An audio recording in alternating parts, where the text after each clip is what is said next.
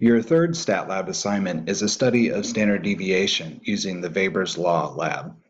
Last week, the focus was on measures of central tendency, which is how data tend to clump together. We studied various measures such as mode, median, and mean.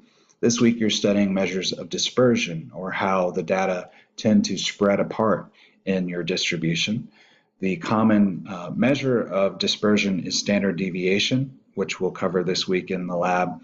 And another version of dispersion, or another measure of dispersion, is called the range. Before we get into the lab, let's go ahead and take a look at the paper and what you'll be working on. You're going to be asked to introduce the reader to the lab in terms of purpose, procedure, and data collected. You'll also articulate the independent and dependent variable, and you'll discuss the Weber's Law hypothesis, which is covered in Stat Lab. And you'll finally determine the total sample size, which in this case is the number of trials.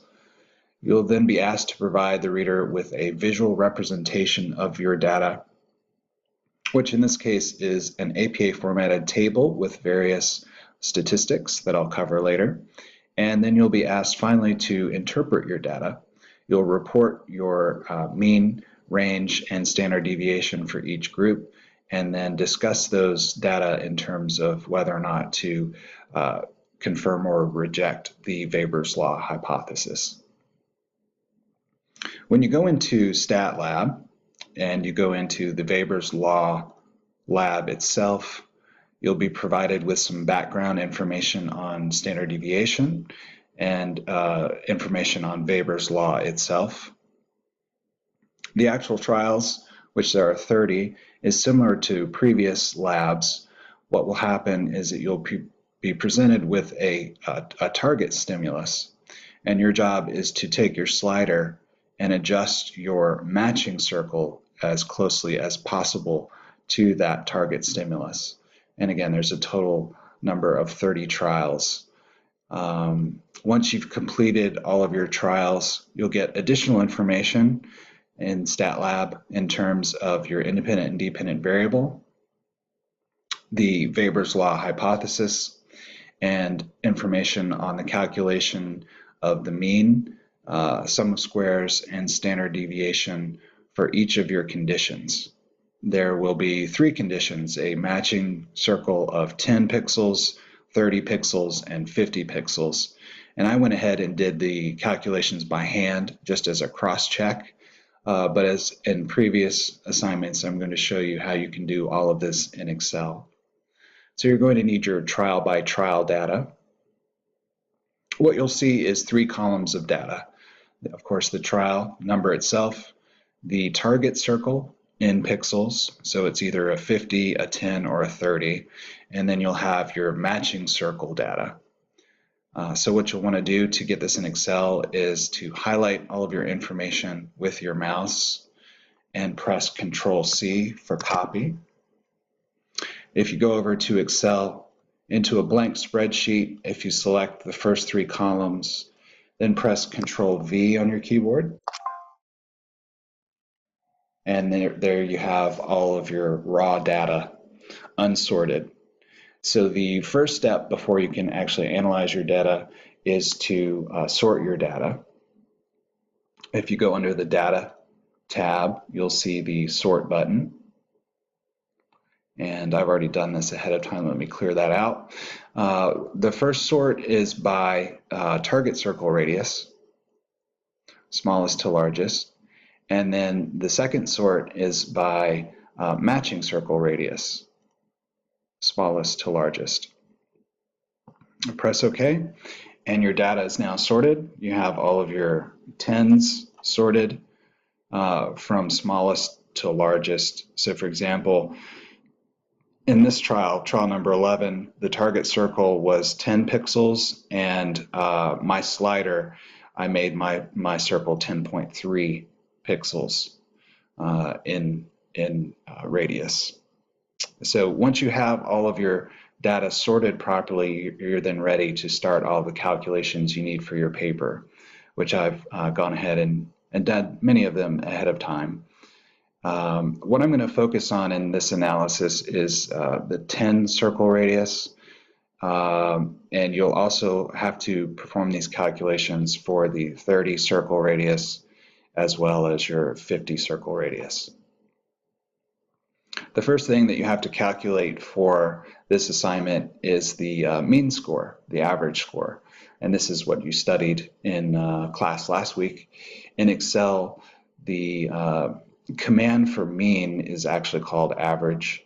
So if you go into your insert function area under formulas, you want to search for average and double click that. It will ask you for a cell range, so you click on this button here and select all of your raw data for the 10 condition and press enter and then OK. And that gives you your mean score. So that's something that you're familiar with in your previous assignment. Now, sum of squares is actually a somewhat complicated formula, but it can be broken down, and I'll briefly show you how to do this, although there is a command that will do all of this work for you, basically. So the first step in calculating sum of squares is to calculate the deviation of each of your raw data points from the mean. And this is simply a simple calculation. You can type this in.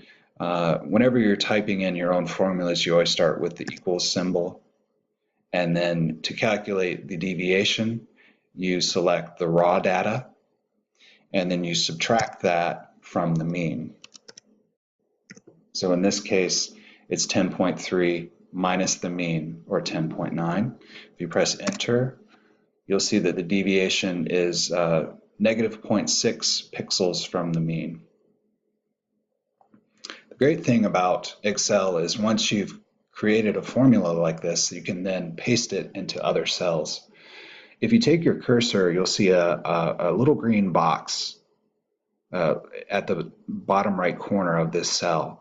When your mouse turns into a plus symbol, if you click on that and hold and then drag, you can actually paste that formula into other cells and they will auto-populate. So here we have all of my deviations of each of my raw data points from the mean. The next step in calculating sum of squares, and this is basically what we just did, the deviation is right here. The next step is to then square each of those deviations. It's another simple formula in Excel. You press equals, then you select the raw data, or you select the deviation. Then press hat on your keyboard, which is Shift-6, and then squared.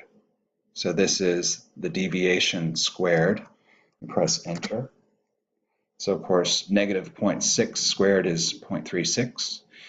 And you can then copy and paste that formula for all of your deviations. And then the final step in sum of squares, so what we've basically done is this part of the formula.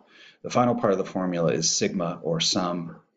And this is you can see I've already done this. The sum command, open parentheses, and then select your deviation squared. And you'll see that the sum of squares is 2.74 in my data set. Now you can actually do this with a very simple command. I just wanted to show you the mathematics of this. There's a command in Excel that will do all that work for you. If you go to insert function, what you're looking for is called DEVSQ. This is the sum of squared deviations. So if you select DEVSQ and then select your raw data here and then press OK, it will return the sum of squares for you. So you can see it here, 2.74 and 2.74.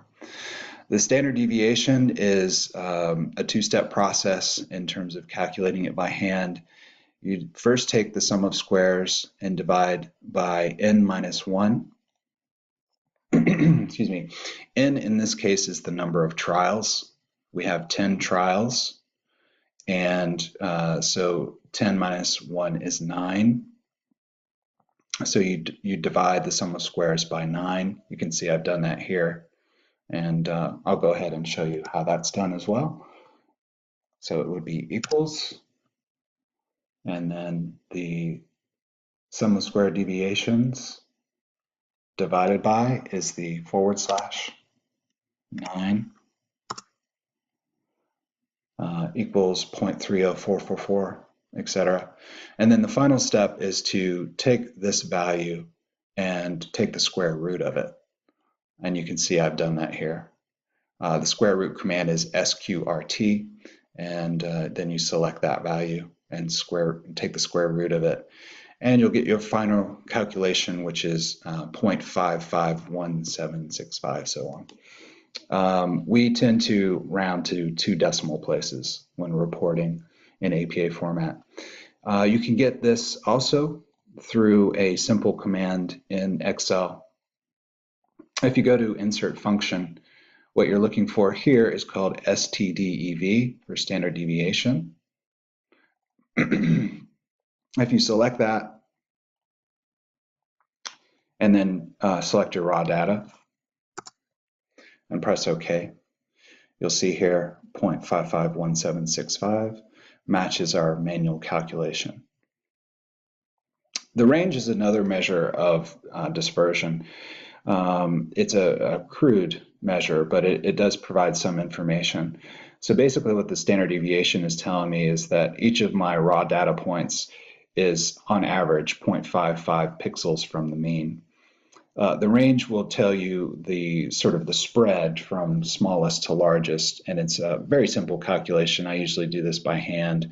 It's the maximum value minus the minimum value. So in this case, our maximum 10 pixel matching circle radius is 11.8. That was my biggest circle. And the minimum for me was 10.3. That was my smallest circle. So my range is 11.8 minus 10.3, which is, I can do that by, do that in your head, is 1.5. So basically I had a range or a spread of 1.5 pixels. What you can then do, of course, is copy this procedure for the 10 group. You'll then do that for your 30 group, and you'll also do that for your 50 group. Once you have all of this information, you can then populate your visual representation. And this is a recommended table. Your instructor may have another way they'd like for you to set it up, but this is what made sense to me in terms of the number of trials per condition, the mean score, sum of squares, standard deviation, and range. So that's how I recommend that you set up the visual representation. And then, of course, you'll be reporting the mean, range, and standard deviation in your interpretation, and then you'll be discussing what these data mean in terms of the Weber's law hypothesis. So that covers the standard deviation lab. If you have any questions, please reach out to your instructor. Thanks.